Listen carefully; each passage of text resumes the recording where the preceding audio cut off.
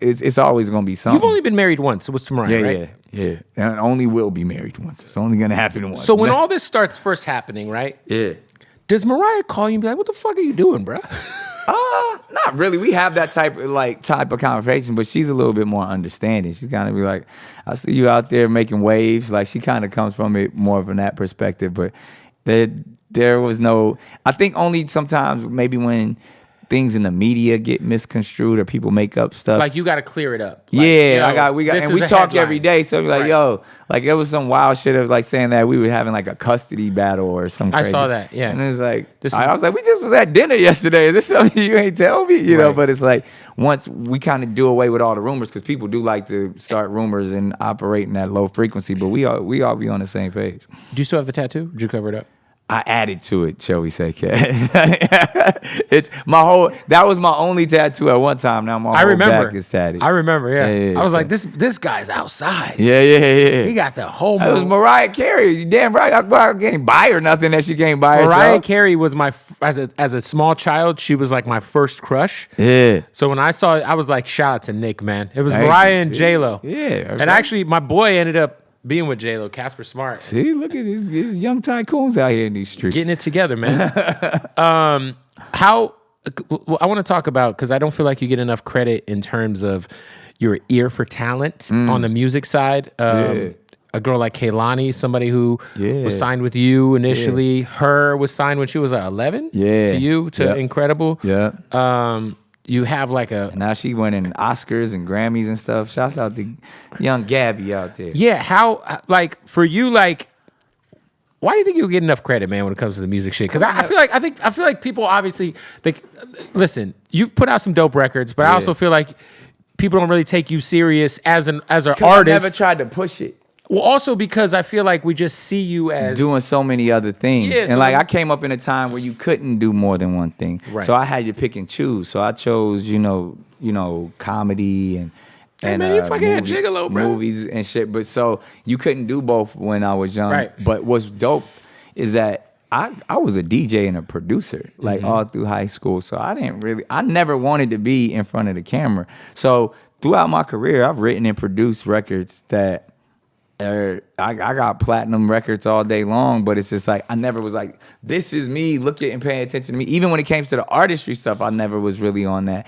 So what I've done now, just because obviously the spotlight is hot, I created a new show for BET called Future Superstars, and it's a tour as well. So I saw you just were on tour with Simba, 24 Karat all of them. Golden. So the fact that now the television show will show that journey. They would show, you know, me as a music man and show me in the space of talent discovery or show me as a producer and all of that type of stuff. So I'm excited about that wave of my career because I haven't talked about it. It has been the afterthought a lot of times, even though I've been doing, you know, I make all the music on Wildin' Out. You know what I mean? Like I'm a musician's musician. So that's where, like, the fact that, you know, I could play drums, piano, guitar, all of that stuff. I've never really been like, oh, well, look how well I rhyme these words together. Shouts out to everybody who does that, but that was never like my main focus because I was more about creating movements and creating opportunities. So I'm glad now that I get the opportunity to kind of take that side of my career seriously. When you have like someone like her, you sign her as a kid. Or Kehlani, was she signed to you before she was 18? Yeah. She was right before she finished high school. What was the name of the group that went on tour with Tech Nine? Psych Ward Druggies. The kid passed away who was in the group, right? Ryan Bowers, rest his soul, man. That was my man. Super talented. But do you like you let them out of their deals? Did the deals run their course? I'm not even one of them dudes. I'm like everybody else around me wants me to be one of those dudes. Like, take the credit, sign them, and put your logo on it. I'm like, look, give me the credit when you want to give me the credit. Right. Like, other than that, it's cool. Like, I'm a handshake type of person. I don't want nothing from you except to see you win. So that's a rare thing in this game. But it's like, I always tell artists that I rock with, look, I'm going to be rich whether you make it or not. So I don't need, like, those ideas is like, I don't need anything from you. Like, I'm cool. I just want to help you out. So all I want to, let me help you. I'll give you advice and see how you run. But, you know, obviously a lot of people think that, you know, I should I should be taking percentages and doing all of that. So usually I only ask back for the money that I put in if you're stable enough to do that. But I don't even ask. I mean, these major labels still owe me checks for the artists that I kindly just gave them. So, but I did that because I wanted to see those artists win and didn't want them to get into a deal in debt. So I can always step away. But those big record execs, you know who you owe.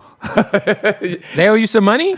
Absolutely. For yes. For her and Kehlani? I mean, if they look up the paperwork, but I mean, I'm good with all of those people just based off of but I definitely, like I said, I never wanted anything from them. Right. Like I always wanted them to succeed, and even the arrangements that we made with various management and various record labels, I was like, yo, I'll step back now that I know they're in good hands.